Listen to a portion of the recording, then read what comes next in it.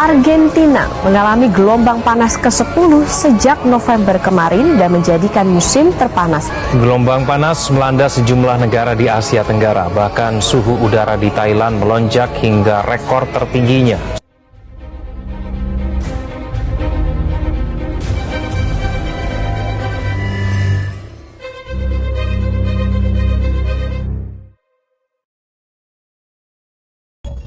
Aduh, kenapa ya cuaca akhir-akhir ini panas banget? Ya kenapa sih cuacanya ini? Ya saya juga hidrasi. Iya, sumpah cuaca akhir-akhir ini panas banget deh.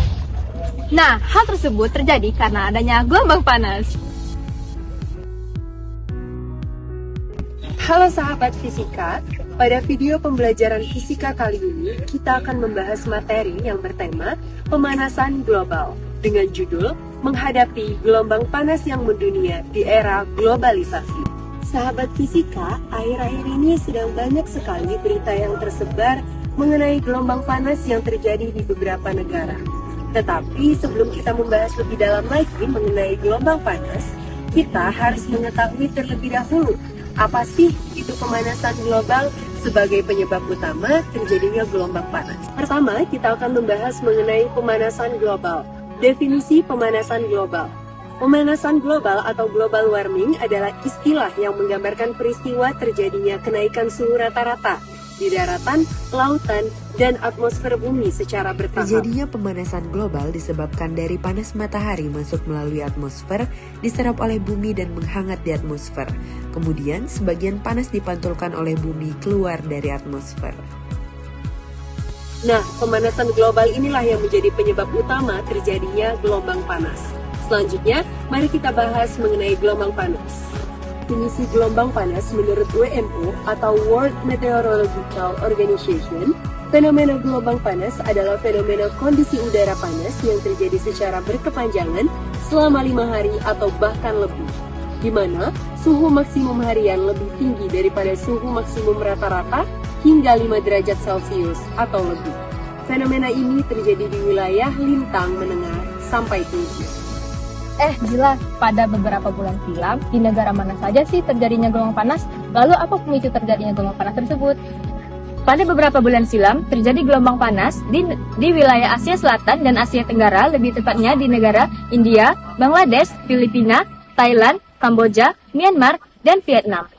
Pemicu dari adanya gelombang panas pada negara-negara tersebut karena adanya krisis iklim dan gelombang El Nino. Kenapa sih bisa terjadinya gelombang El Nino? Gelombang El Nino terjadi karena adanya peningkatan suhu di permukaan air Samudra Pasifik Tengah dan Timur yang menjadi lebih hangat daripada biasanya. Perubahan ini juga menyebabkan pergeseran angin dan arus laut yang menyebabkan pola pada cuaca menjadi berubah secara global. Faktor penyebab terjadinya gelombang panas yaitu 1. Iklim dan cuaca. Iklim menjadi salah satu aspek penting terhadap segala fenomena alam. Salah satunya gelombang panas. Daerah yang cenderung memiliki iklim panas dan kering seperti gurun atau wilayah tropis lebih cenderung mengalami gelombang panas. Yang kedua, radiasi. Faktor lain dari pemanasan matahari juga dapat menyebabkan heat wave. Sinar matahari yang masuk ke bumi tentu akan diserap oleh tanah dan air yang akhirnya dapat meningkatkan suhu. Ketika sinar matahari dipantulkan kembali ke atmosfer, tentu suhu udara juga akan meningkat. Yang ketiga, efek rumah kaca.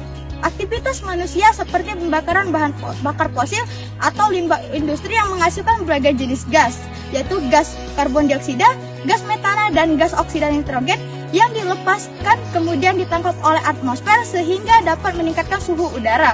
Ketika suhu udara meningkat di seluruh dunia, kemungkinan terjadinya heat wave juga semakin meningkat. Berikut dampak yang didapat saat terjadinya gelombang panas.